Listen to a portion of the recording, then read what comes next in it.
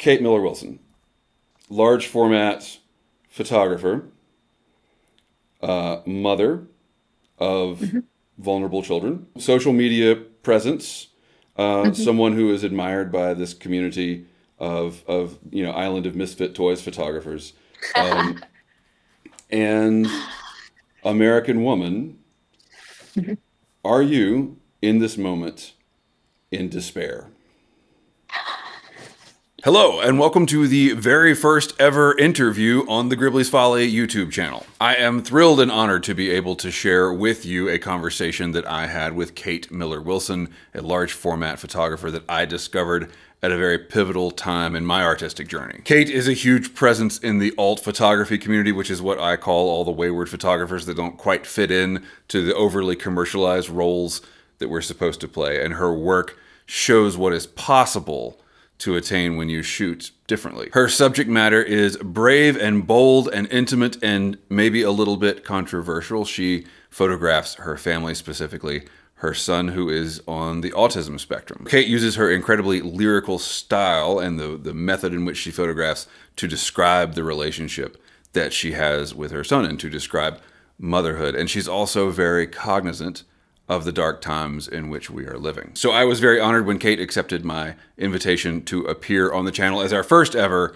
interview guest, and she talks about how she uses photography to cope and also how it can push us forward. So there I was, trying to find my place as a photographer in the late teens, and you were one of the personalities.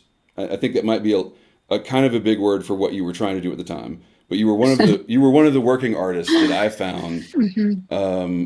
where I was like, oh my gosh, like the people are out there doing amazing work that isn't what we think of as mainstream work and isn't picked up Yeah. by the gallery culture. And so I started following you and then realized what a sort of titan you were in this sort of like the misfit kids of photography, right? We're the scene kids where we're Yeah. shooting with really archaic gear and we're using these old Yeah. processes. And from there, I think I reached out to you and we talked about our kids, Yeah. Instagram DMs about like, wow, raising kids is kind of tough, isn't it? And and then I casually mentioned one day to a friend of mine, like, I was talking to Kate Miller Wilson about Looking Glass Falls, and he was like, "Oh my God, you're friends with Kate Miller Wilson?" And I was like, "Well, we're not like BFFs. She doesn't know my birthday or anything, but like, we exchanged a few messages, and that I don't know if you know, but that's how us, mortals in the film photography community feel about you. And That's really nice. I also recognize that Hilarious. that like you also don't look like you're trying to achieve that status. You're not trying to be an influencer. And in fact, No. having stalked you on Facebook a little bit for this interview, you kind of look like you might maybe be uncomfortable with some of it, with the way Instagram has turned out, and Yeah. what felt like a really safe community for us 5 or 6 years ago does not feel that way anymore. Yeah. And that's a lot of what I want to talk to you about today. But I have talked too Sure. much. Would you mind introducing yourself a little bit to talk about who are you? What are you doing here?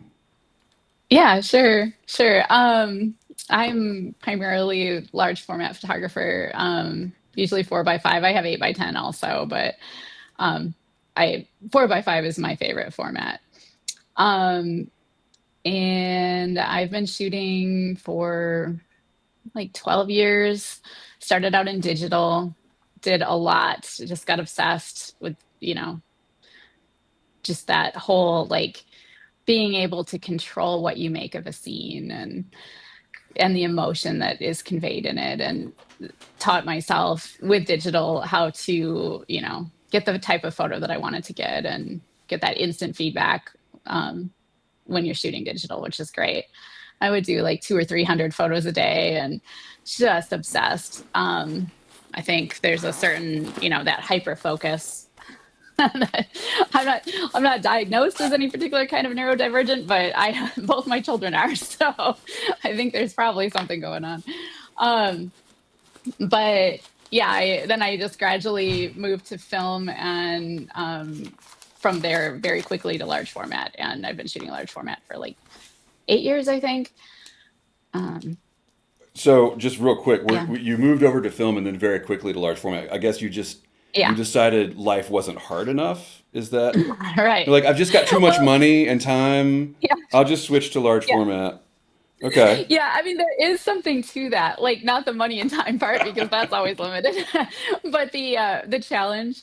I think like one element of having that feeling of creative flow is, having something be hard. And if it gets too easy, it's just not as compelling. It doesn't, I think you need that like intermittent reinforcement, like a video game, right? Or Right. like um, to just really be immersed in something. And digital, while I was learning it, was hard. Like because I hadn't, I mean, my dad had a Nikon when I was growing up, and I had like a very limited understanding of that. I had a little film camera when I was growing up, and then and I'm Gen X, so that was all there was, and um, but I think that digital ended up getting a little easier for me. And after doing it for, obsessively like that. And so I got a Pentax 6.7. I didn't even go to 35 millimeter for some reason. I just was like, I want this, I want this look. And that was what was changing, was just that more, like the shallow depth of field, and that's not really definable quality, but like the difference between the tones as you're Yeah. like looking at a larger negative like that. Sure. And then yeah, Andrew Bartram, who we both know yeah, and on whose podcast we have appeared at various times, said yeah. there was a great quote where I think he ran into some tourists while he was out shooting large format, and they were shooting 35 millimeter, and he talked about they had a nice conversation, and then as he finished the story, he said I really pitied them with their tiny little film. I know. It's so true, right? That's right. Sometimes I'll shoot 35 millimeter just like on vacation or whatever, or if like it's not always practical to carry around a Right. large format camera. Right. And then I'm like, oh, these are so little and I have to scan them all. And I don't know. So tell me, and also my viewers who might not know anything about what we're talking about, what do you carry around when you are a large for what does this process involve? Yeah. Yeah, absolutely. And I mean, as a side note, one of the great advantages of having children is that you can get them to carry your stuff. Um, so that is what I do because it's a lot of stuff. So I carry it if I'm going to go out with my sons and do some photos. I've usually got a wooden tripod, which is pretty good size. It needs to be pretty stable because the camera is really heavy. My favorite camera is a Zone 6. It was made in the 1980s. It's all mahogany, and it's like really pretty. Um, has a lot of like so basically I've got this big camera. It's like a box. It's like 6 or 7 pounds. Folds down, and then I have a lens or more than one, but usually just one. And then film holders and film holders. You put the sheet of film into it, and yeah. What else? Dark cloth, because just like, in the olden days, you're going Are under you that. And I assume you're using a loop, yep, right? yep, in a loop. Okay. And are you carrying around any lighting, or is everything you do available light? Everything I do is available light. I have like when I was shooting digital, I got really into, off camera flash and learning how to do that. And I think that was a great way to learn about how light works because you're really paying attention to it. But now I mostly use what's there. Right. Sometimes I'll bring in like something part of the story, like a lantern or a candle or something like that. But that's Okay. just for fun. And that's not really the light in the picture. That's just like Have you just for fun. ever right? Have you ever weighed your rig? I think I did like a long time ago. It was upwards of 20 pounds for sure. Right. Right. Mine. Yeah. I think my travel rig for going like climbing around the woods was like approaching 20 pounds. And Yeah, that was with a Crown Graphic and a tripod that really wasn't right. big enough to hold it, you know. So Yeah, these systems are huge and unwieldy and fragile yeah, and heavy and expensive. yes, Uh, yes. so why? I mean, it's a great question. Like, and I ask myself sometimes, like, really, why does it have to be this particular way to make a photo? Because there are so many great ways to make a photo and they all work. They're all like, it's whatever speaks to the person who is Mm, shooting. There's like, if somebody is shooting digital, good for them. Or using their phone, good for them. They're making images. That's important. Um, but for me, having that experience of looking through the ground glass, so as you know, Max, but like when when I take a picture, I set up the camera, I have the lens on it, and I am like have the dark cloth over my head, and I'm looking through this ground glass that on a 4x5 is, about 4 by 5 inches, or an 8x10 is 8 by 10 inches, and it is just this amazing experience. It's like luminous. It just glows, and you've got this. You're like shutting out the rest of the world because you have this cloth over your head, and you're so absorbed in it that you don't even hear. Like if people are trying to have a conversation, you don't even really hear it. You can pretend you're having a conversation with them, but you're just really this is what you're doing, and everything is upside down and backwards, but it doesn't look like that to you when you're under there because your brain just flips it and it looks like it's just how it looks. It's just you see that way. And that experience I don't get with any other type of camera system. Like it's so immersive and it's so um calming. And I'm one of those people that's always got talking in my head, just always thinking and like worrying, a lot of anxiety, lots to think about, too much to think about. I don't know That's anything about that. off. No, Yeah. never had that experience before. Yeah. Yeah. Must be awful. Yeah. Right. But I love how this type of photography shuts that down for a little while. It's like a little break. And other people they get that through like, you know, meditation or mindfulness and I suck at that. Too but much work. but Too much this work. Yeah. right, right. Easier to carry around this But this giant camera. particular way. Yeah. Yeah. Exactly. All right. Kate Miller Wilson's gear rundown. What camera do you use? You've already told us, but let's get nitty gritty with it. Which Zone 6 do you use? It's just a Zone 6 wooden field camera. It's the mahogany and brass. I think it was made in maybe '89. So Okay. when I was like 11 or 12. So, Right. Right. And you called yourself Gen X, but we're not. I mean, I'm an elder millennial, a oh yeah, yeah, geriatric yes, millennial is what they call yes. me. And Or I'm a that's younger Gen X, so we're okay. we're pretty close. Yeah. Do you think it's more flattering to say you're a younger Gen X or I'm a geriatric millennial? I mean, anyway. I Um, think I think go with a younger Gen X because okay. Yeah. Right. it's like anything that has elder in it is Yeah. mm-mm. Yeah. Yeah. Uh, so, is there a story behind this camera? Did you come about it in a cool way? I not exactly, but I was it was the first large format camera I bought. I had a Pentax 6.7 and that was, what I was shooting and I knew I wanted to shoot large format and I was just looking on KEH like you do, just like dreaming and I saw it and I was like, "Oh my God, it's so beautiful." And I had a Mamiya C330 for a while, and I was like, I could sell that thing because I didn't like it. Which is no shade on it because people love that camera, but but it wasn't for me because when you're like looking through a waist level viewfinder and you're trying to track children who are moving and it's reversed, it would like make me sick to my stomach. It's like motion sickness from it. Okay, I got to stop you here. Yeah. So, what you're telling me is medium format with a waist level finder not No. working, Yeah. but Yeah. But I'm gonna go upside to down yeah. reverse, you're gonna go to large format. Okay, Right. especially 8 by Right. 10. That's easier. Yeah. I know. Okay. Yeah, Yeah.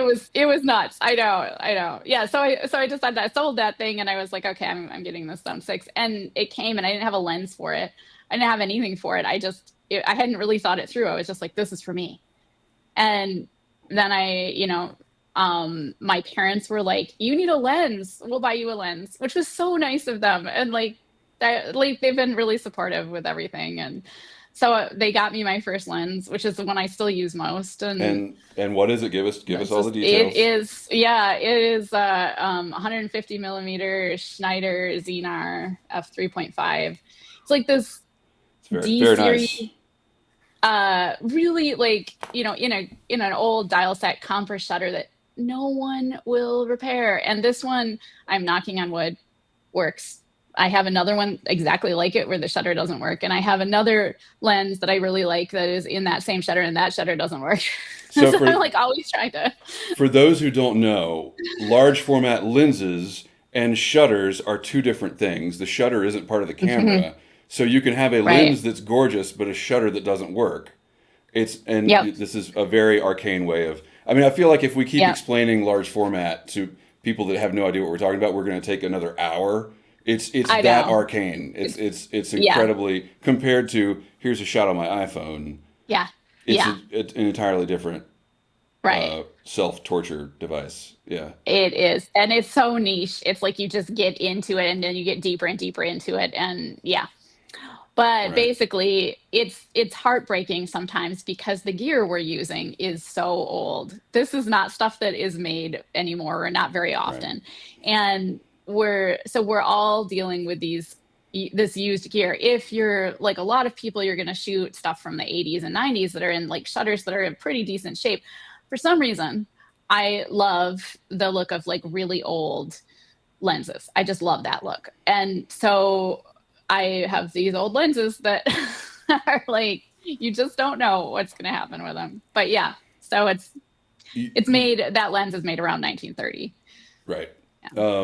That's a very nice. I say this like I know. I hear that that's a very nice lens, and I always admire the Yeah. photos taken with it.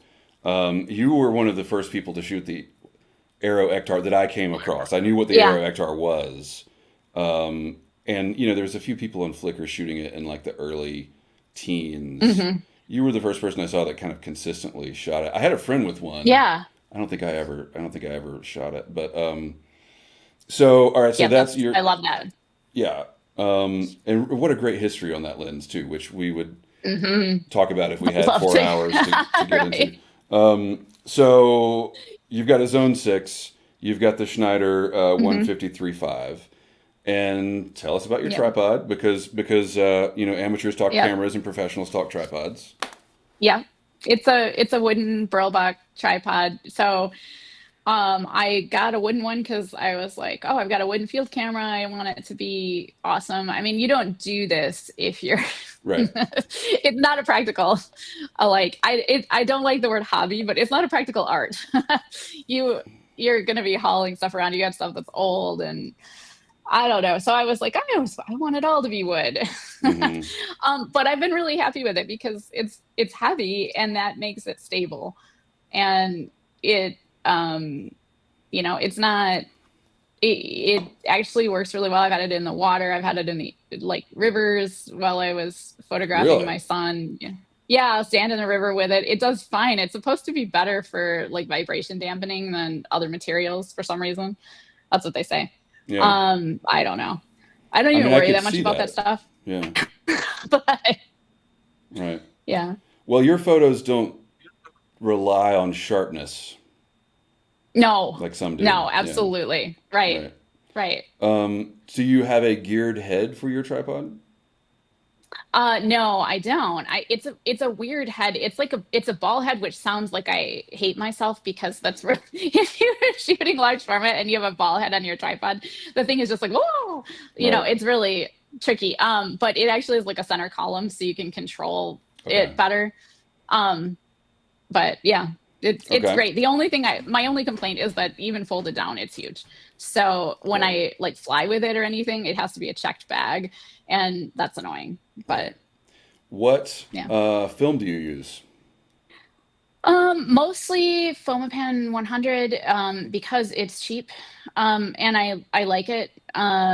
It has occasionally quality control issues, but it's rare to run into a problem, and the the amount I shoot, it is just cost prohibitive if you're gonna shoot, something more expensive. How But many how that's my many outside film. how many shoots or how many frames do you shoot a day? It depends on the day. Some days 0, but some days, 12 or 18.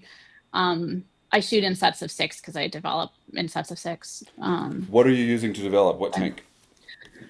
Patterson tank and a Mod 54. Okay. Um, I use this Stearman press. Yeah, Uh, yeah, I have one of those too. Yeah, So I got to shoot in sets of 4. I hear there's an right. eight sheet tank that might be available. I need to look into that. Oh, Um, yeah, Mod 4 or 5. Okay. Tell me about your workflow. sure. I well, so like my friend Rebecca makes this joke about same day photo developing. Like you remember back in the day, you could go and get Oh your yeah. film developed same day. Yeah, In and as little as 1 hour. Yeah. right, exactly. That's us. Sometimes it's like you can't wait to see what you did, and Right. so I often develop on the same day I shoot. And so I'll, shoot, develop, let it dry, scan it the next day. If I'm desperate, which has been a while since I've been this desperate to see what I did, just sort of sad, but I will sometimes develop while it's slightly damp, or I mean, sometimes scan it while it's slightly damp. But usually I'll scan, then I can post the scans. But also, if I really like the photos, will print them in Okay. my darkroom for the wall. I have a gallery wall in my dining room. Okay. Uh, What are you using to scan?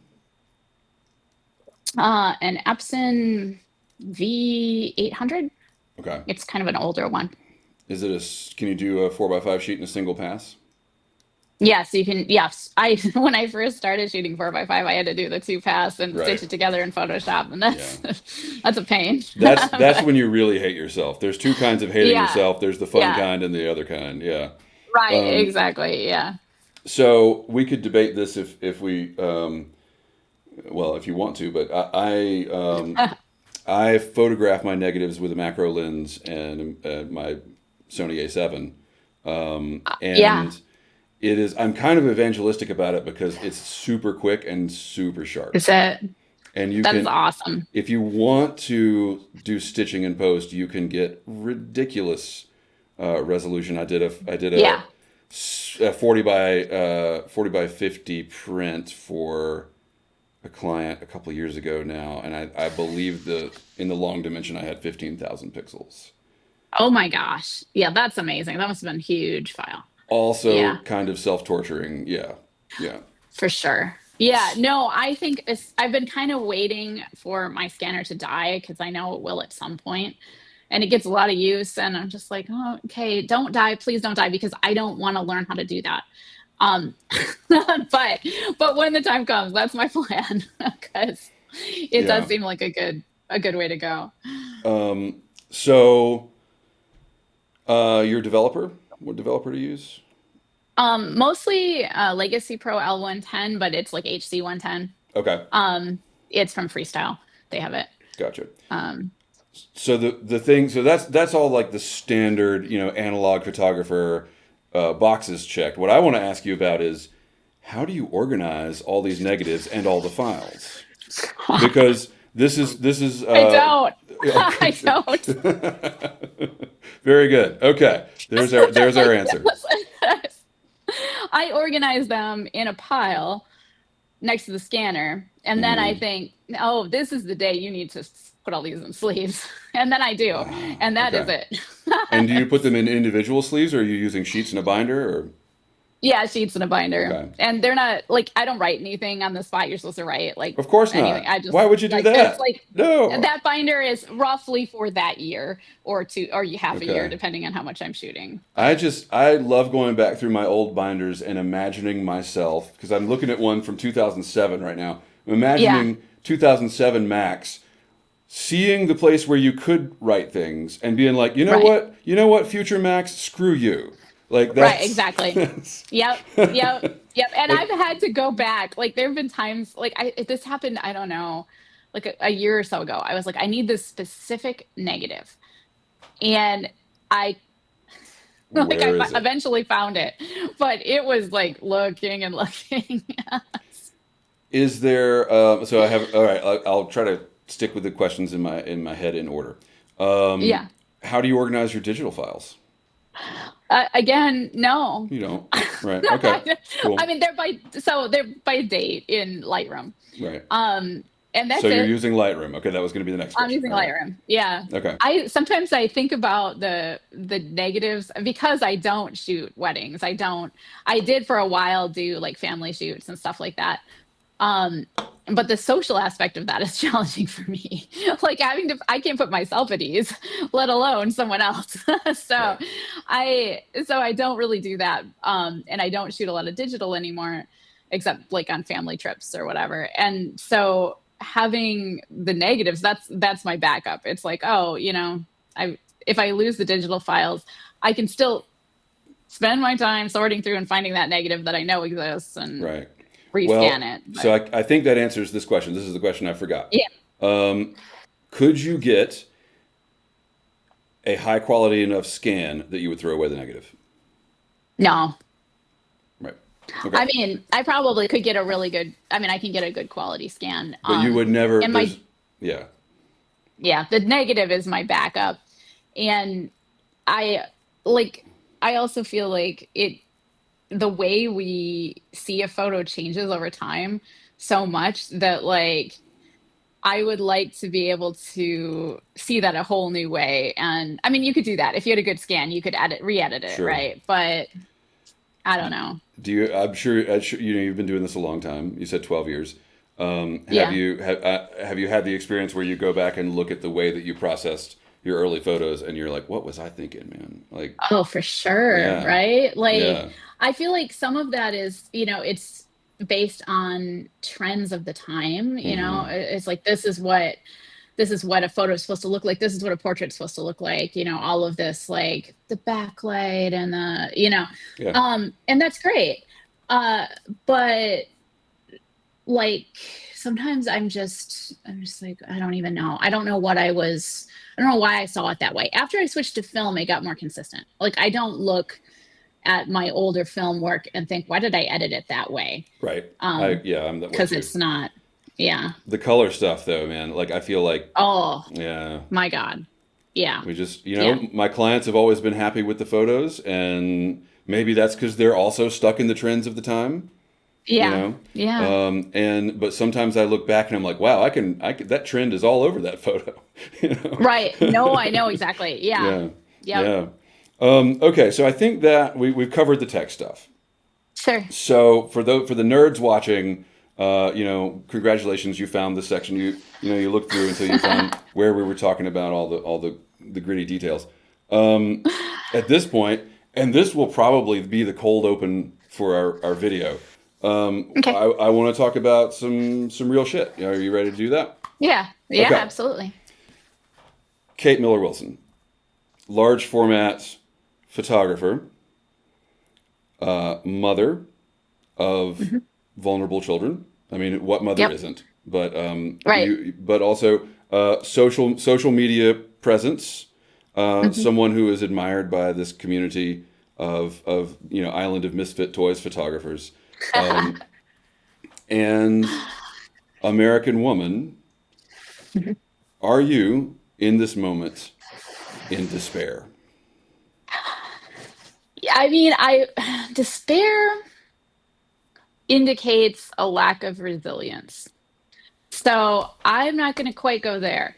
I think that we have, like, I'm not going to give up because I can't. We can't afford to. It's just like any challenge that we face. Like, I have my oldest son has autism, and when he was little, people were like, "I don't know how you do what you do," and I appreciate that, but also at the same time we don't really have a choice. We do what we have to do. And in the moment, the challenges that face us, we have to deal with those. This is a challenging moment. So despair is definitely like a possibility.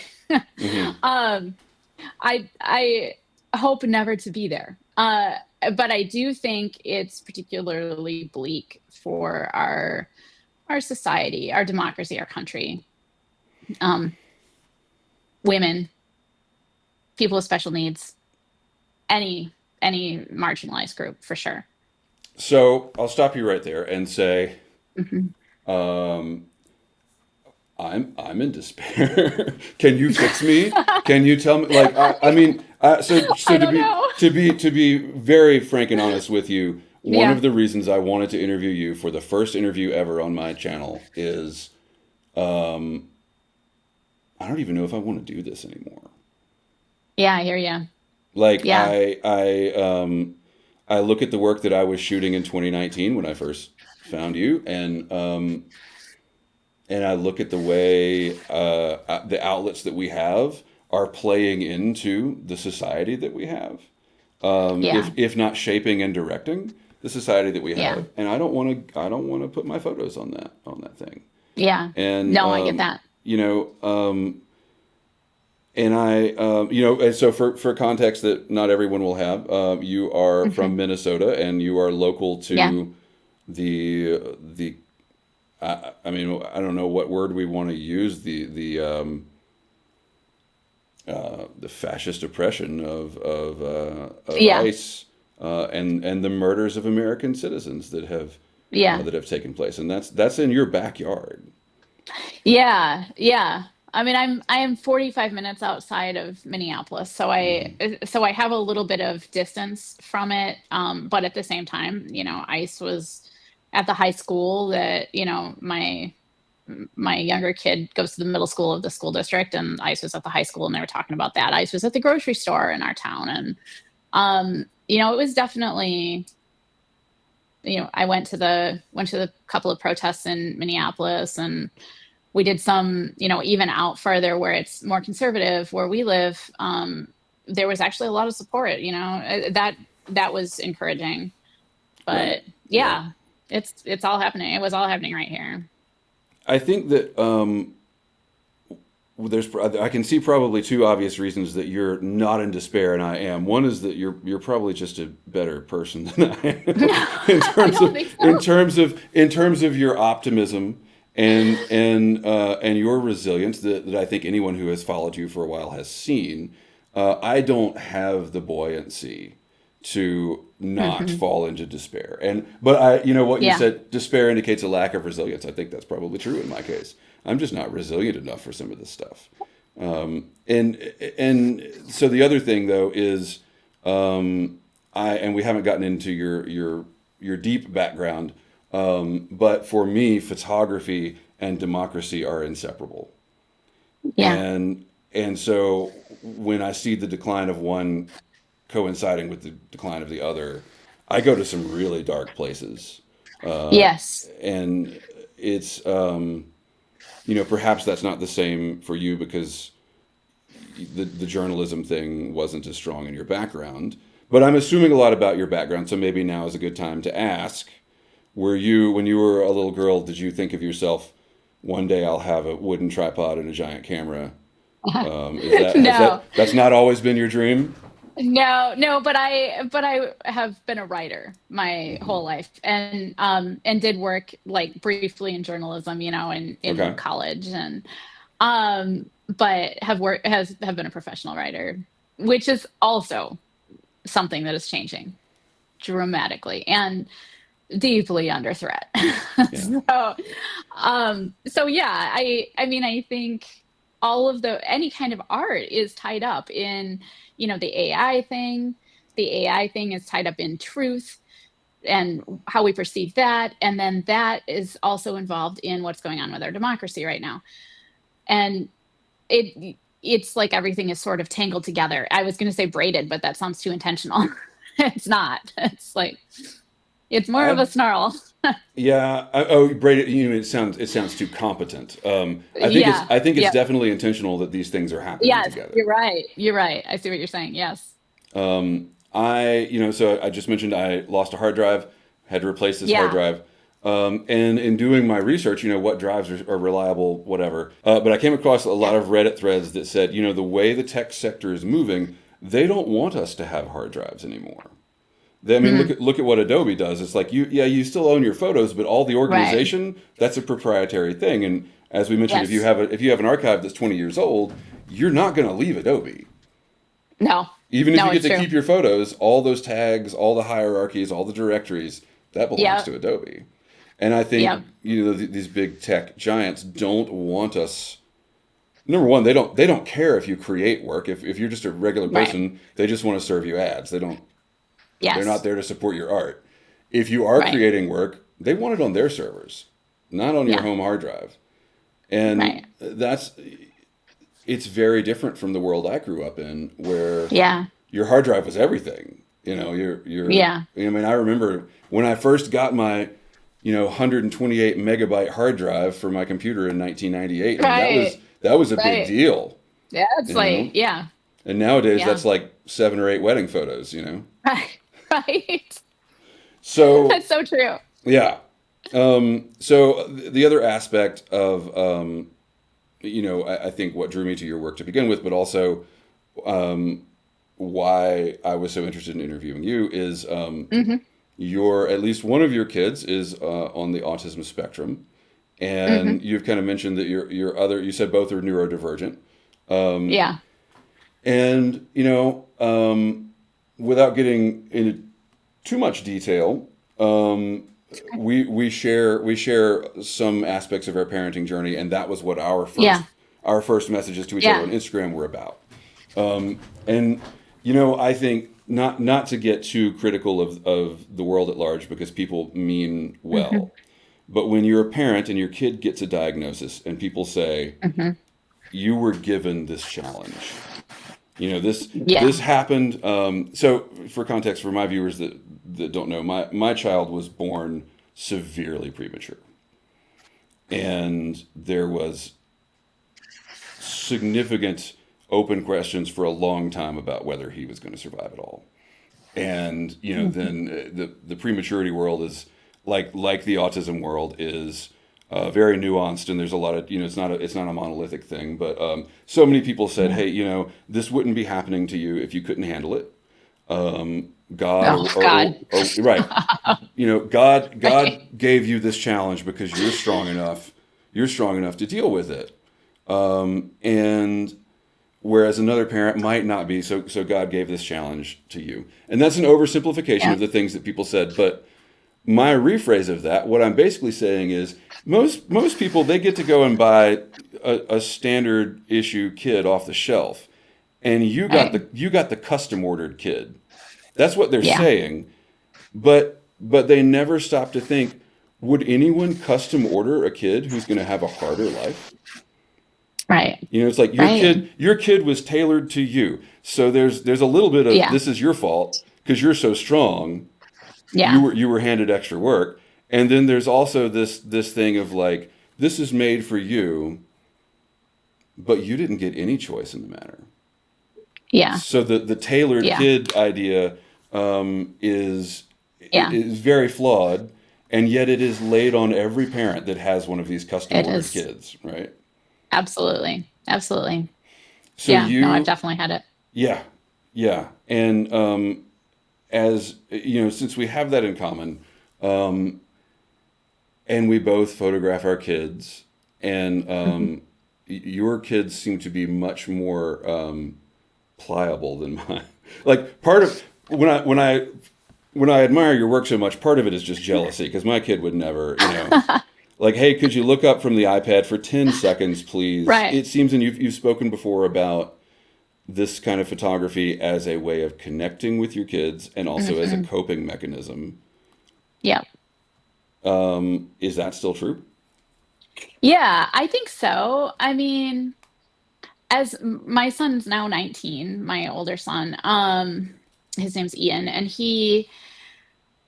like when he was younger, it was very much a way to connect with him. And it still is, although the teen years are I It's don't want to hear hard. that. I don't want to hear Yeah, my kid, sorry. he's not there yet. I don't want to hear. Yeah. Yeah. That was, yeah. We're starting to get some hints of it, and yeah, I'm not looking forward to it Yeah. really. Yeah. Yeah. My little one is 12, so that's coming for that one. But yeah, I think yes, it has always been for us a way to connect because when he was a baby or a preschooler, I would work really hard to try to interact with him doing what he liked to do. That's when you have a kid on the spectrum, it's like if you want to connect with this kid, if you want to build social skills and connection, what you have to do is do what they're doing. Yeah, and find what they're interested in and share that because they are sure as heck not going to do it with you. um, Right. they're not even going to turn when you call their name. Right. Like this is so if you want to have that connection, you have to create it. And I worked really hard for many years. I had all of the hyper focus that I later put into photography. I was putting into connecting with Eian, and it was not great for me emotionally, but it was what I had to do at the time. And Right. and so I'm sort of programmed to do that. But then there's also this level of tedium that is people don't really talk about that much with playing with children. Like I like how often can you like drive a train over a train track and not just go somewhere else in your mind because you can't. It's so boring. And especially if this kid doesn't want to interact with you, you are just trying to interact. It's like, oh, look here, look, I'm holding this train by my eyes. Look at my eyes. And then now Right. it's just all of that. And so eventually that turned into we would do things together as parallel play. So I'm not necessarily trying to directly interact in a way you would with someone else, but we're doing something together and we're sharing something because we're doing the same thing. And that for me, target was a way to deal with the tedium of that sometimes. So like one of the things he loves is waterfalls and rivers, and he just like flowing water is his favorite. And so we would go on these adventures. We'd have an adventure day every week during the summer, and we would go to a new river, a new waterfall, and just look at the water flowing. And I love that. That was fun, but when I started adding in photography for myself, that made it more fun for me. So I could photograph him while he's looking at the waterfall. And we've got an activity that we're Right. sharing together. And Hmm. yeah, so that's how it started for us. But Do you anticipate that these photos that you make will be passed down? I'm asking if you yeah. are planning on grandchildren. Yeah, I don't think, well, Eian says he's not having children. And I don't know. It's like Hmm. when you're 19, you don't know. You don't know what's going to happen. You don't even know who you're going to be. Uh, Right. but Sure. but you also don't know that you don't know. So he's really confident he's not having kids, and I would guess he probably won't, because relationships, it takes a lot, Sure. and he's got some of that, but it'll be hard for him. But my younger son plans to have kids, so maybe. But I don't shoot with that in mind, despite like that is a lot of it. It's weird because when I was growing up, I would love to look at photos of my grandpa, of his parents and his family growing up, and have him tell me the stories, and we spent hours doing that. And when I started photographing, it was to capture time, to try to like stop time just a little bit, because it's an amazing thing that we have the ability to do. And when you are watching your kids growing and things are changing so quickly, and you know that you just want to be able to save a little bit of this as like a little time capsule for yourself. So in some ways, I'm maybe shooting for a future me to be able to look back and see those things. And and then it sort of turned into something else, that it's just like, how does this portrait of my child express how I'm feeling, or express how someone else might be feeling right now? And how can I use this to communicate? Right. So it's not always about my kids. It's sometimes my kids are everyone or are me or are, the viewer. Right. I think it's really interesting how people get into photography for entirely different reasons, and I've noticed that one of the dividing lines is, are you a newspaper photographer or not? And Yeah. I think for a long time I thought, well, all photographers are newspaper photographers. Like we're all, even if you don't work for a newspaper, it's an ethos. It's a, we're Yeah. all doing this because we have this terrifying fear of impermanence. We want to hold Hmm. things and document things for everyone to Yes. see forever. Yes. And one of one of the shifts that I have had is first the complete implosion of any kind of outlet on the internet. Yes, absolutely. And then the second is, well, wait a minute, what if my kid doesn't have kids? And so not Right. only not only do I not have an external audience, my kid doesn't care about my photos, He Right. might No. one day, but Right. like but I certainly can't count on that in the way that, Right. I would give my right arm to have my father's photos. And Yes. I've got a bunch of them, but Yeah. there's no guarantee my kid will be interested in that. So who am I No, I shooting know. for? Right. Why am I doing this? And I think part of the answer for you is because of what you can express while you're doing it. Yes. Yes. And And the that future me, I think and future I you. mean, Yeah. I really like, I don't know. Family is so important to me. And to be able to like some future version of myself, 40 years from now, it's Right. like, well, that's she's doing pretty well to still be alive. But but looking at those negatives that are still there and Right. like being able to see her children as, babies or little kids. I want that too. Mm-hmm. Mm-hmm. I don't know. I feel that is, I don't even, so here, my hope for the future is that we still have our hard drives, that we I still know. have the ability to look at the work that we're doing now. And I think, we probably will in some form or another.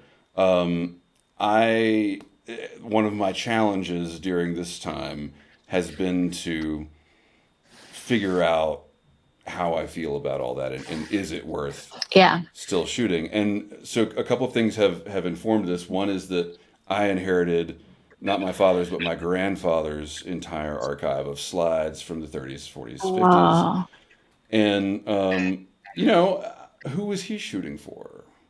right. And granted, he wasn't the kind of photographer that we are. He was very Yeah. very much a mid-century dad taking family Yep. photos on vacations and stuff like that. But how valuable are these photos now to me, as opposed Right. to, oh, I went out and I saw this tree next to a rock the other day, and I got like the perfectly crafted photo of this tree. Who cares? Here's a photo of my father when Yeah. he was 13 with a, I know. baseball glove or whatever. Like Yeah. the things that we value are not necessarily what we can predict we will value. That's absolutely true. Yeah. Are you tired of Sally Man comparisons?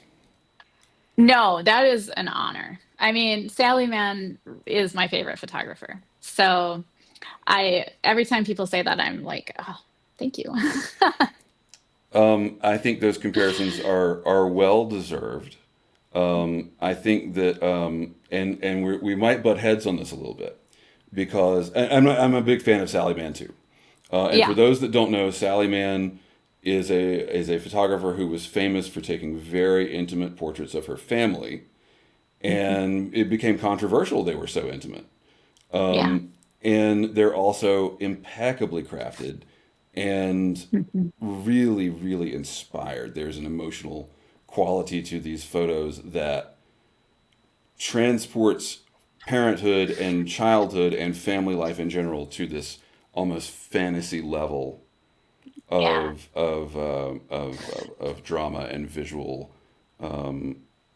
It's otherworldly what she is able to Yes. do, what she was able to do. I don't know what she's doing now. She's still shooting. She's Yeah. still shooting. Is she still shooting her children? No, Because they're no, not adults that I now, know of. right? Yeah. Yeah, they're adults now. Yeah, but one thing that I love about her photography is that she's shooting large format cameras, mostly 8 by 10. So the most unwieldy.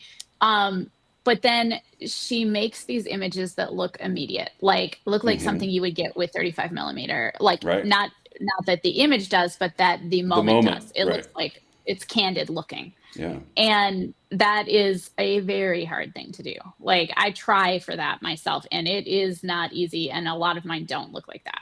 Ha, It's yeah. Oh, amazing. I can't even imagine. I can't. Yeah. Yeah. Um, my question was going to be: have you ever thought about something like a chroma snapshot that's a handheld, like four by I five and zone focus? I mean a little bit I have definitely thought about. I've thought about what is that the Graflex Like RB is it? the The uh, big like viewfinder, waist right. level. I have thought about stuff like that because it is limiting, the tripod and everything. But one of the things that I love to do is to be able to manipulate the plane of focus. Like I love it. That's like I Hmm. think like that. Like Right. how can I shift this so that this is in focus and this isn't with while still maintaining a really shallow depth of field. And it has this really ethereal quality when you do that or you can give context for something like here's the person, here's something in the background. They're both in focus and nothing else is. And it's very much a part of how I shoot. And those handheld systems, typically you cannot do that. Right. Right. And that's hard. I have thought about there's a Rolly that I don't know what is it, the SL66 S Yeah. something 66. SL66, I think. Yeah, yeah. So I've thought about that one a little bit, but getting those repaired is supposed to be really hard. So So, yeah, and another thing I wanted to mention when we were talking about cameras is like the guys that know how to repair these are dying off. right, right, So it's not just that the parts yeah. are becoming scarce. The knowledge, yeah, So let's discuss. This might make you upset. yeah, I will make an assertion, which is that if Sally Mann hadn't done the work with her children, her family photography, which is amazing work, if she yeah. hadn't done that, we would not know who she is. I think that is true. I think that is true. I think that her um like she's almost notorious, right? Like there's a because like in the negative sense. Like she had so much negative feedback, so much controversy surrounding those images. And you could never make those images today, never make them public. Because of the internet. Yeah. But that And for I those who don't think know, that made her famous. right. For those who don't know, her kids are naked in a ton of these photos. And they're Mhm. and they're of different ages, sort of Yeah. as they progress. And there's zero sexualizing of these children, Hmm. but we live in a different world now than when these photos were taken. Right. Right. And even when they were taken, that was the That's big true. thing. It was like people were saying, this is pornography, Hmm. even though there's obviously no sexual intent to the images. Um, And but it's we only have so much control over how the viewer responds to what we make. hmm And if they're going to see it that way, they're going to see it that way. what I But find interesting about that is if you had taken those shots with a cell phone, mhm. you or I might be like, "Whoa, that actually might be pornography because this is it's a trashy photo of the same subject." Right. Whereas back then, the fact that they were good photos is what made them feel like pornography to people. Like Yes, I that they think were that's true. crafted, and Yes. not just a casual. I mean, every family in America has a Polaroid. Well, not a Polaroid anymore, but has a snapshot of their kid taking their first bath. Every family in Yes. America has that shot. Yep. Yep. But when it's done as artfully as Sally Mann did it in the era that she was doing it, whoa, that's a different thing. Right. Right. And now it's kind of Yeah. backwards from that, you know. Yeah, that's a really interesting thought. I mean, there is something like taking the time to craft the photo elevates the thing itself in some way, and sometimes it elevates it into art, but whatever it does, it says, this is worth looking at, this is worth, this is worth your attention. Right. Right. And a cell phone doesn't necessarily do that. That's like, we take a picture of our dinner, right? Like, or look at this cocktail. It's so pretty. Or we take a picture of the grocery list on the fridge so we can Right. make the dinner. Yeah. Yes. And that photo Yeah. is made to last until we get to the grocery store. That's it. Right. Right. So you justly are often compared to Sally Mann. Obviously, the follow-up question is, are you scared for your kids because of what you're putting out into the world? Yeah. Yeah. I mean, so I don't take or post any, well, I've taken some pictures of my kids, nude or semi-nude, but like I don't post them. Sure. Yeah. Because, we Because live in it's the a time we live in. different, right. This is not Sally Mann Yeah. world anymore. Yeah. Right. Yeah. I do though worry in a different way about Eian is, when I started taking pictures of him, and he was a child, like a young child, and Mm-hmm. now he's an adult, and he's trying to make this transition into the adult world, which is a bumpy transition for anyone, and Mm-hmm. especially so with autism as a factor. Right. Um, and my concern is that he will never, and this is particularly a concern in the era in which we live now, where autism is seen as a major flaw, right? Or like something is wrong with you, right? Like that's the administration sort of like, we need a cure, we need to figure out what caused it, all of that. Um, he's never going to be able to, because he and I we have a book that we published together, and his name is out there with my photos. So anyone who Googles him or does whatever people are going to do in the future, um, is going to see that and is going to be aware of his diagnosis. So he can never get away from his diagnosis because of my work. And I think about that sometimes, and I've talked to him about it. He doesn't care, but he doesn't know. He doesn't know what the Mm-hmm. world is like. And so I don't know. I mean, I definitely have concerns about it sometimes. What I think this reveals about photographers and artists and writers in general is the more personal the story, the more important it is, and Hmm. the more dangerous it becomes. Yes. Yeah. Are you keeping up with the things that I mean, I know you're keeping up with, in a Yeah. broad sense, what the administration, the Yeah. direction they're going, but are you keeping up with specifics? Uh, in regards to the autism thing or just in general? I saw that Ian wanted to make a post addressing the Tylenol thing, Yeah. Yep. um, Yep. which tells me he's paying enough attention to know what's Yeah. happening.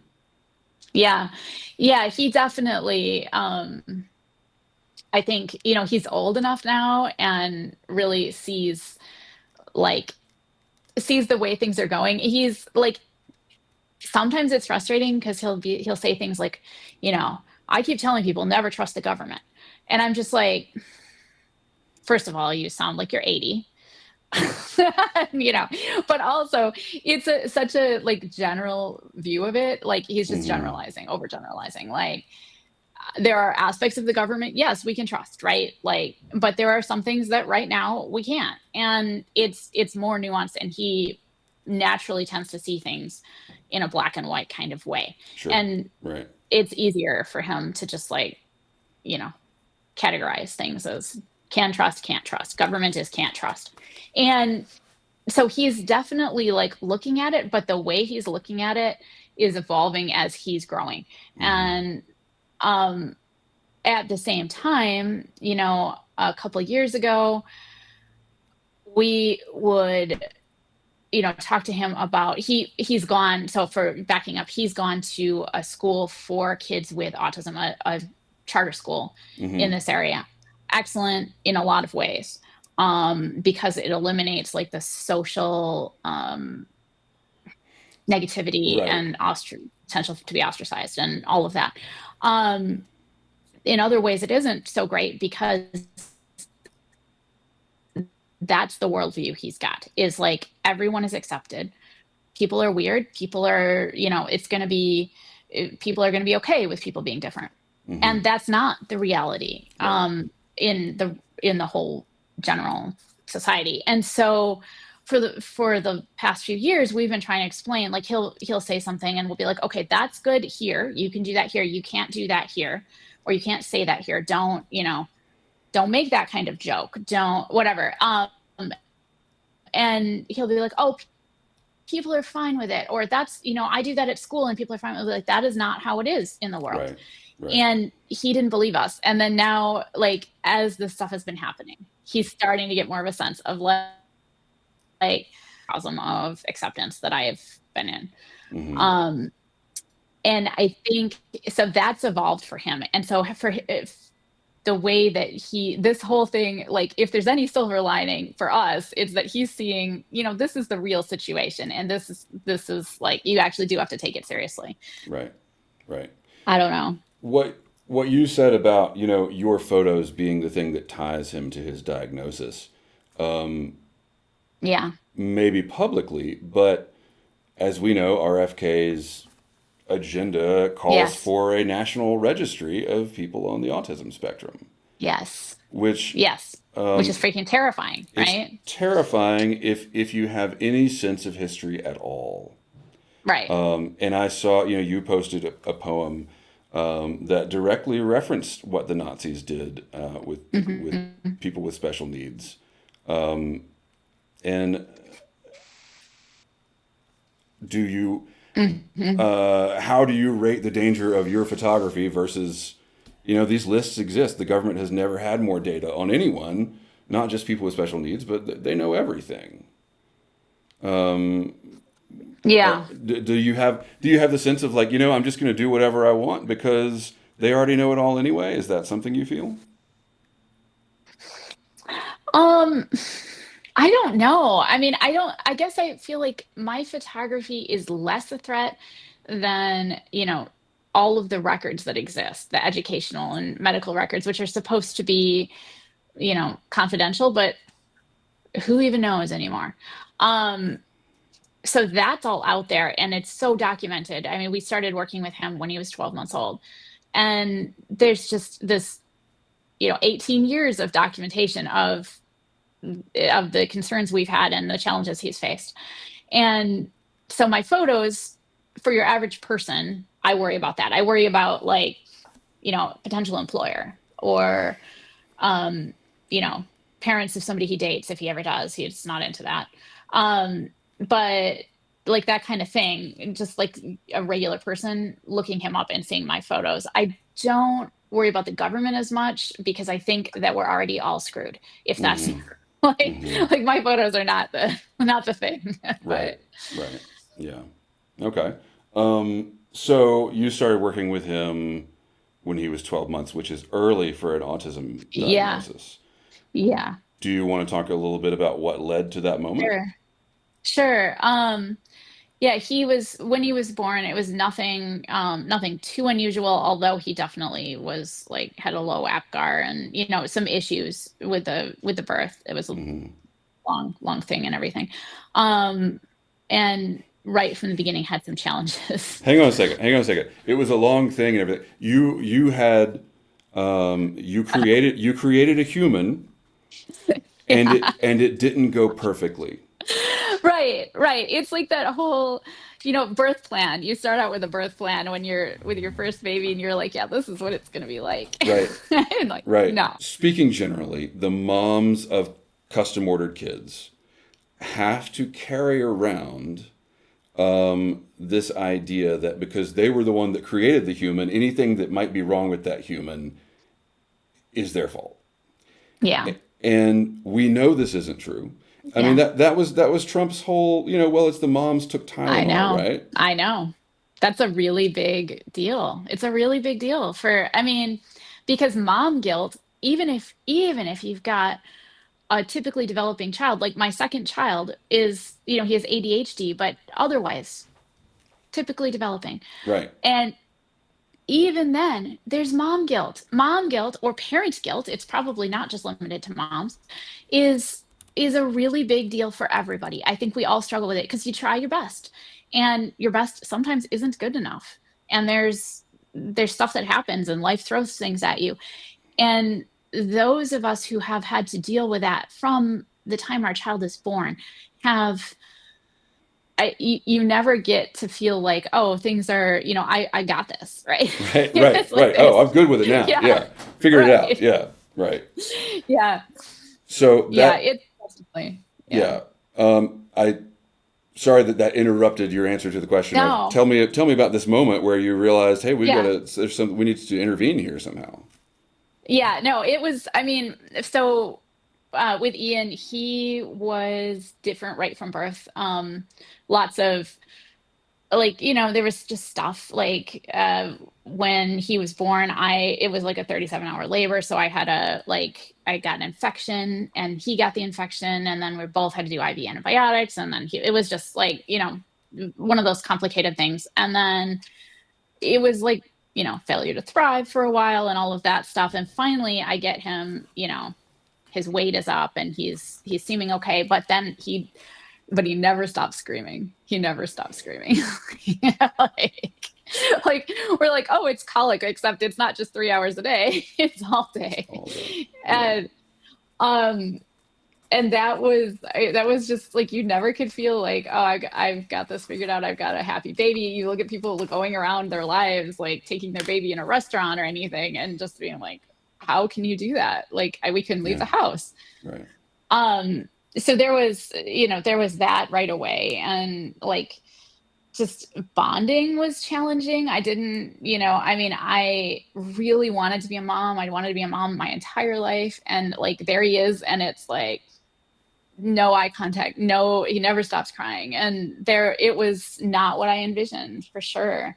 Right. Um, so he started missing milestones early, and my mom is a speech pathologist, and that was really helpful because she could be like, there's something strange Right. here. And we didn't ignore it, or I didn't ignore it, because it was clearly, I could be in conversation with my mom and be like, is it okay that he's not doing this, or is it okay that he's doing this? And she'd be like, it's fine, but that's weird. And Right. so Right. started looking into it, and then started therapy with him when he was 12 months. But we didn't get the autism diagnosis. They wouldn't give it out until he was 3.5. Right. Okay. I guess that was my question about how you Yeah. got the diagnosis so early. Okay. Yeah. So it was definitely, and that was a fight. Like, I took him to a child psychologist, and she was like, yeah, I think that this is something you're imagining. He's fine. Um, which is a statement about the success of the early intervention, that we had, that he could look fine.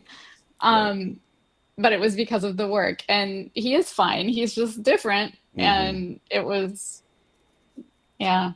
He is fine. Hmm.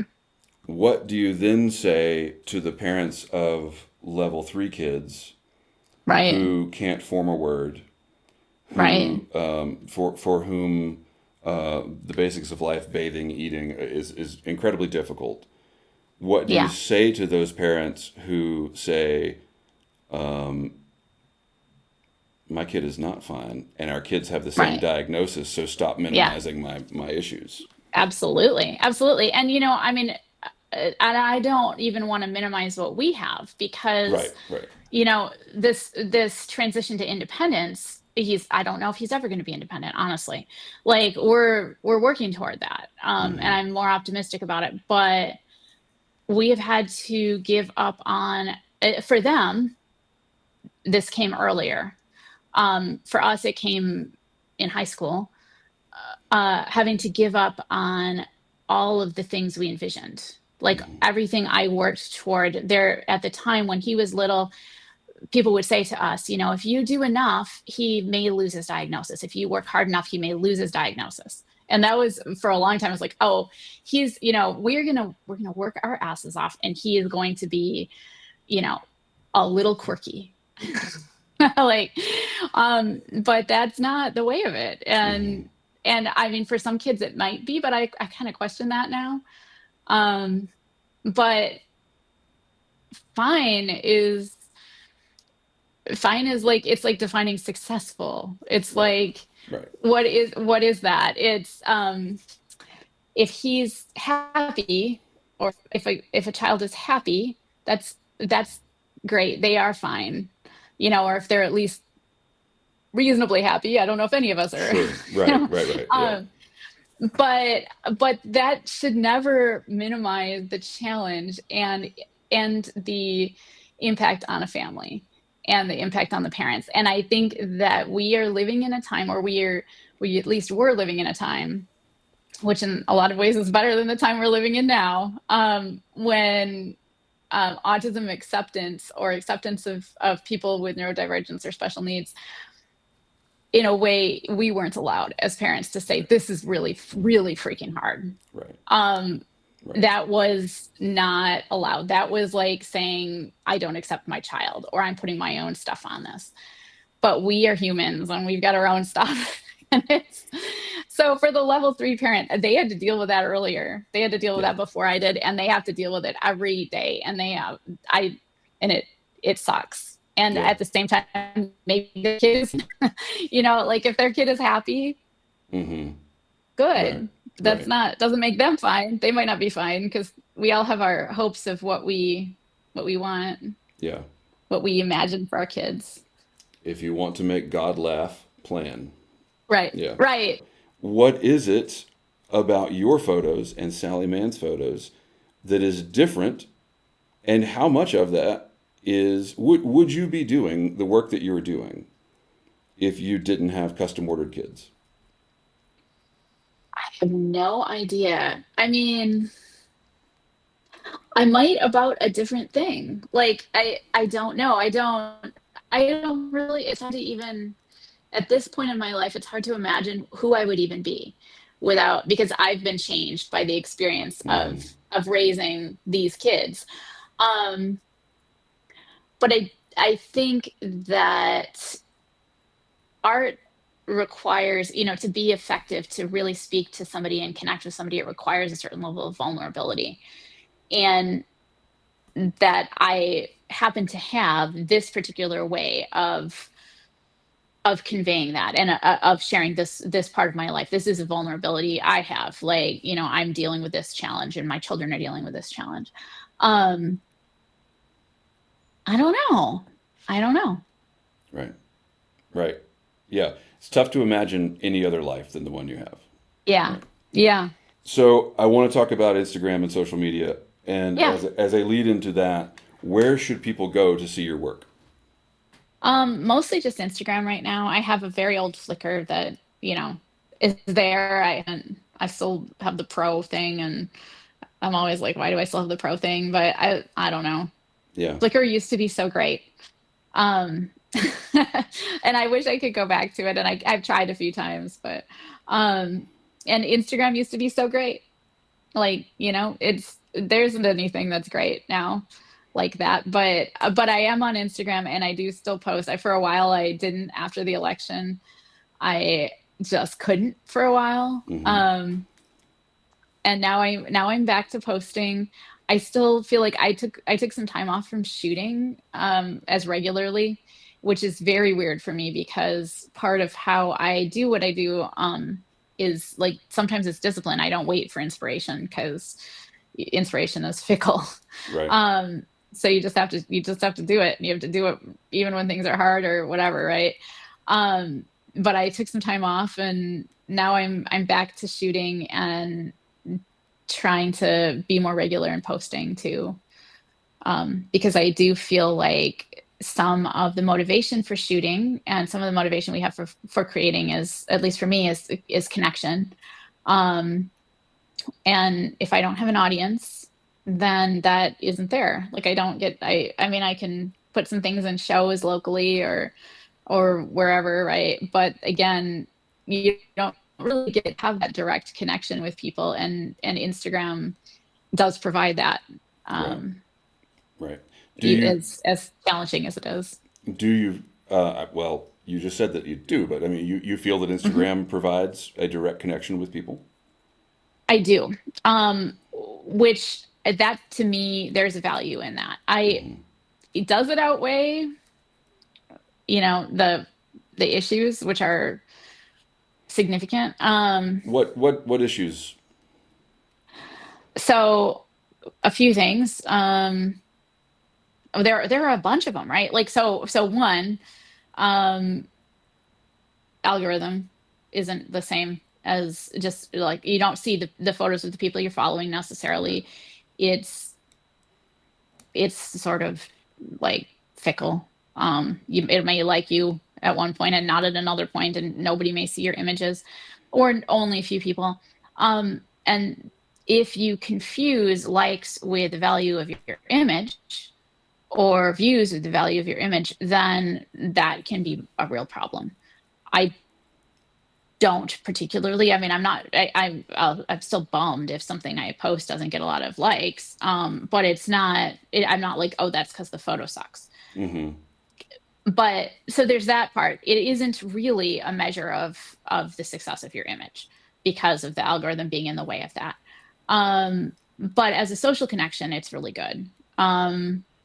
Or mostly good. I don't know. Other things are like the, AI, putting your images out there now. You're potentially feeding AI your images, and that sucks.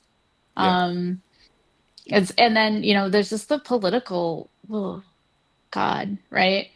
I mean, When the CEO of the company that runs Instagram shows up at the inauguration and sits next yes, to Trump. yes, Yeah. yes, Yeah.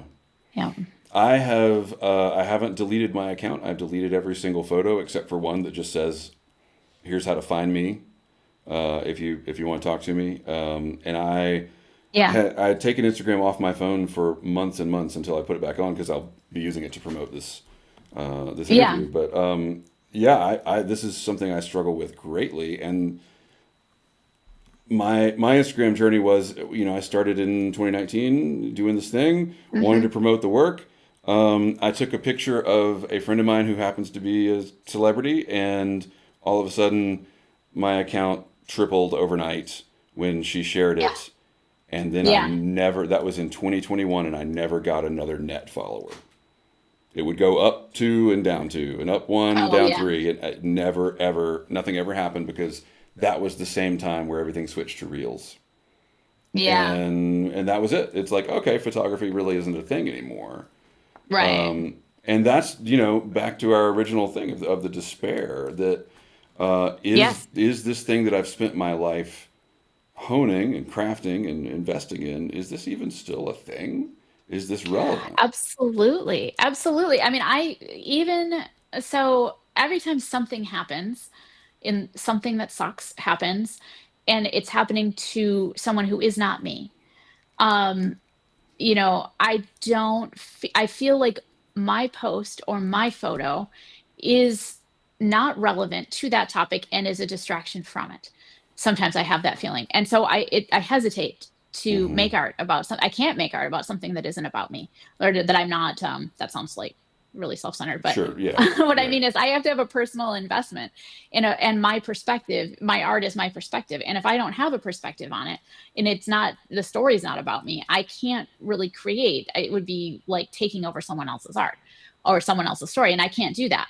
um but even something like the ICE raids here are not really, I mean, I am living 45 minutes outside the metro, so I can go in, I can take pictures of protest signs, I can take pictures of, my parents and my children with protest signs, but it's hard for me to create art about that thing, and it feels like creating art about anything else when something like that is going on, it feels like that's wrong. And I struggle with that for sure. I don't think that's a good way to be.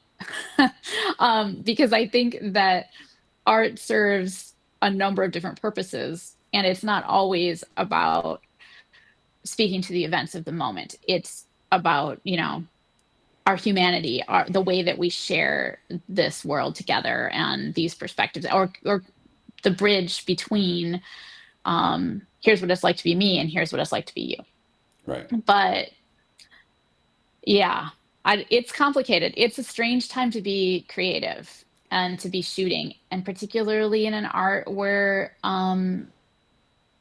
photography has always been seen from the beginnings as scientific, right? It's like this is the reality. This Cold and photo is, sterile. Yeah. yes. Right. And there have been a number of movements and very successful and very important, like pictorialism, where this isn't reality. This is how we see it. This is beautiful. And photographs exist for a bunch of different purposes. Sometimes it's just to be beautiful. Hmm. Um, but as it moves away from a photo is the truth, which has been happening for a while, with digital and Photoshop, and even before that, darkroom manipulation I and mean, everything. Every time we Stalin. Yeah. make a picture, yeah, Right. every time we make a picture, we're choosing what's in focus, what's in the frame. It What's isn't objective. who's the lady whose name I'm drawing a blank on photography? Susan Sontag Yeah. said, every photograph necessarily hides more than it shows, Yes. and Yes. I think that's very true. It is. It is. And I feel like, at this time for us, as people no longer need a camera to create a photo. Like it doesn't even need to be, there doesn't even need to there's no reality that the photo is showing. It's not even really a photo, but it looks like one. Right. Right. And it's a strange time to be a photographer.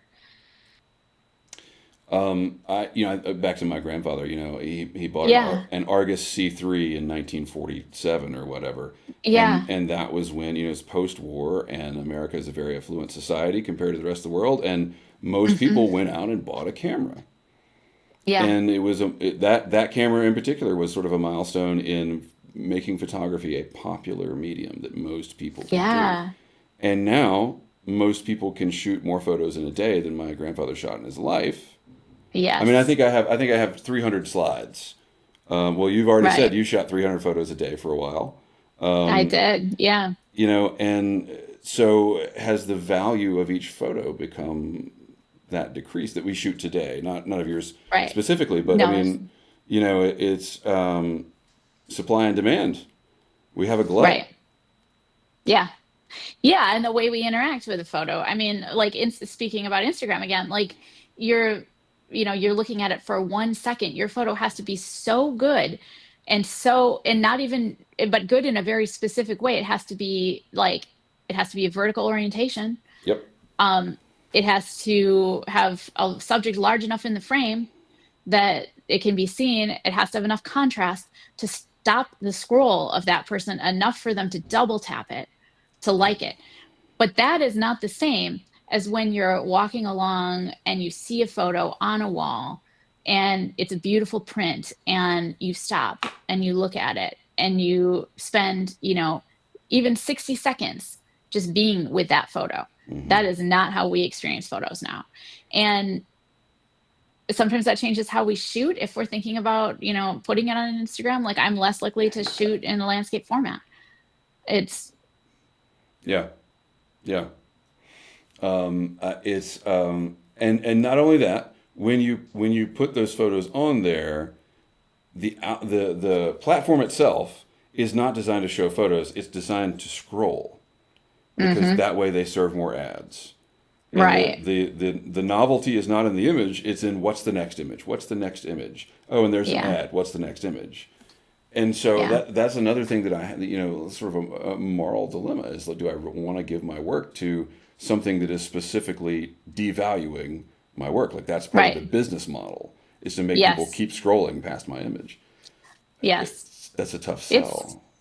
it is. It is. I Yeah. mean, but then at the same time, I mean, I don't know how long, probably close to a year without posting much. Hmm. And then I realized I wasn't shooting enough. Yep. And so for me, I need that. It's how one of the ways I deal with anxiety and deal with the challenges in my life is to create. And I like to be able to take something hard and turn it into something. That is one of the ways that I am able to avoid despair. Mm-hmm. um, it's like, how can I make this beautiful? How can I make something beautiful here? Or something not even necessarily beautiful, but something poignant, or that has the potential to connect, something relatable. And if I don't have an audience, I can't do it. Mm-hmm. And then I'm not motivated to do it. And then it just becomes this cycle for me. You So I'm said, putting it back in with intention. right, But good. So personally, I watched your break on Instagram, and I thought, yeah, you know, if Kate Miller Wilson is taking a break, I'm yeah, taking a break. I'm not doing it. yeah. And then when you came back, and I thought, oh shit, now I got to do it again. I thought, this. So I have equal parts Yeah, admiration and resentment for you, Kate, because I'm just yeah, like, really, you're gonna make me go out and shoot again? Like, yeah, it's so, yeah. but that's this exact thing I'm struggling with is who's gonna see these photos? Right, And right, if there's no one that's going to see him, well, I can stay home and play Minecraft with that time, right, you know. right. So it is equal parts inspiring and frustrating that you're Yeah, taking the mantle back up. You said in the large format photography podcast, there were several things from this podcast that I yeah. that I noted. One was the podcast aired December 13th, 2019, which is quite a time. That is quite And a that was time. that was when you were getting started with the project called My Own Mask First, which Yes, which which of course a couple of months later developed into a whole just new meaning. yeah, Yeah, that's yeah. true. But you said the main reason I photograph, and this is almost verbatim. The main reason I photograph is to form a connection with the viewer and or the subject, and that you think of it like a triangle: Yeah, photographer, subject, viewer. I'm conscious yes, of those three things when I'm taking a picture and how to make a connection between those 3 points. You then yes, said something really interesting, which was one of the best ways to do this is including a detail that will bring those points together. The yeah, viewer might say, and there was a specific photo that Andrew had pointed out that had a lilac bush in it. You said the viewer might say, "I know what it smells like to stand next to a lilac bush," and that is the thing that yes, that builds the triangle. yes, yes. One, that's brilliant, and I really wish I had thought of something like that by this point in my career. Two, when you're doing that, are you thinking about it, or is it instinctual and you have discovered it about yourself?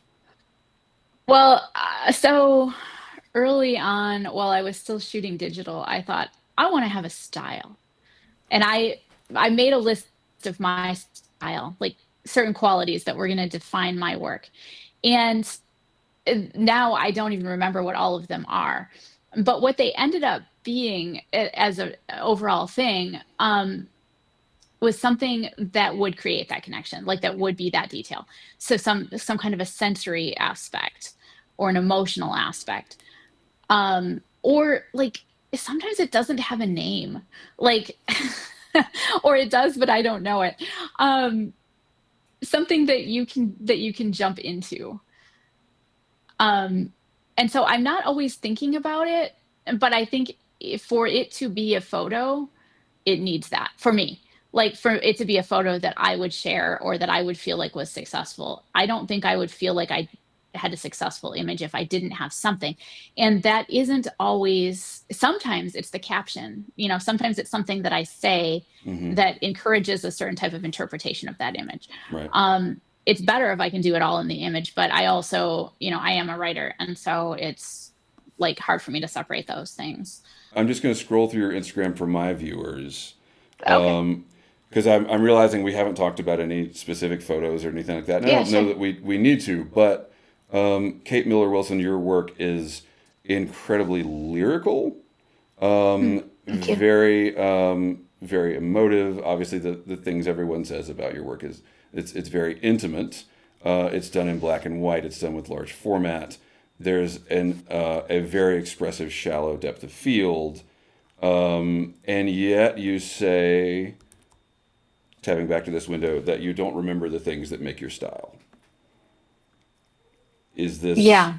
is it again, back to my question, is this just instinctual now? You started out thinking through the scales you were playing and now you just play the music? Is that where you've gotten?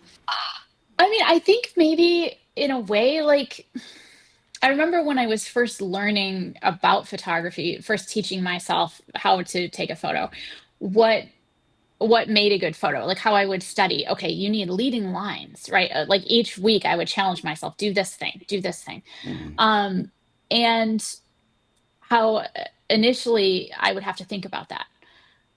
Where are the lines? I should create a leading line. And now if I'm going to do a photo, I don't even think about that, but there often are leading lines because that's how I see now. I think it's probably similar. Like what makes a photo compelling in an emotional way is also sort of automatic for me. But that doesn't mean that I can create that if it isn't there. Or I mean, it's I don't know. I don't know. And Right. I don't know if I could come up with a list. I probably, now looking at my own work or thinking about my own work, I could come up with a list of things that I wanted or that I would see as common in it. Hmm. But it might not be the same as the list I made, a decade ago, as far as what I wanted to create. What is next? Where are you going from here? Do you have anything you want to promote? I don't have anything I want to promote. I'm just next for me is just trying to get back to it and be back in it. And I'm working on that. Like regular shooting, regular posting, exploring some things. My parents just moved last summer, moved like right next to us, not like right next door, but just around the corner. So I really love photographing my parents. And I think for me, I one of the things I also see as fleeting, is that time with them. Yep. And I like, they've been married for 54 years, and I like documenting that. I like having them together. I like them with the kids. I feel like photos of them with my kids, it's like a self-portrait too, because I'm in there between them. Right. Um, and you know, documenting that change as they age and as eventually I lose them, I'm afraid of that time. And one of the ways I deal with that is by creating art. And so, probably a lot of photos of them and, kids as they're getting older and eventually leaving maybe. And it's, change, trying to manage change. You think for a while in the middle of your life that you're done with the change. You grew up, you went to college, you did all Right. that stuff, you got married, you Yeah. settled down. Now things are stable, and then you might get a couple of years of that, and then all of a sudden you Right. realize, oh no, there's a lot of scary stuff No, coming up. Yeah. there is. Yeah. And I think, I mean, one of the things we all have to go through, we all have to deal with in our lives, whether we want to or not, is how we negotiate or navigate a situation involving loss. And eventually we lose everything. And how we manage that, how we sort of integrate that into our view of the world and don't let it um, crush us. Right. And Right. you know, Right. so I hope to continue to work on that as a human, and probably that would be a big thing in my photography going forward. As we wrap up, I'm going to ask you again. I don't think your answer will have changed, but are you sure you're not in despair? I I am All sure right. I'm not in despair. I Fair feel enough. like there's a lot there, and I think part of it is because I have photography. I mean, that's when it's really hard. That's one of the ways that I manage. Excellent. So, That's a point of view I need to hear for sure. Thank you for being the first ever interview guest on the Gribley's Folly YouTube channel, and yes, I've learned a lot about conducting an interview in this in yeah, this in this couple of hours that you spent 2 hours with me today, and I really appreciate that. And yeah. I No, think I'm that honored. Thank you. yeah, I hope you keep doing what you're doing. Thank you. Thank you. You too.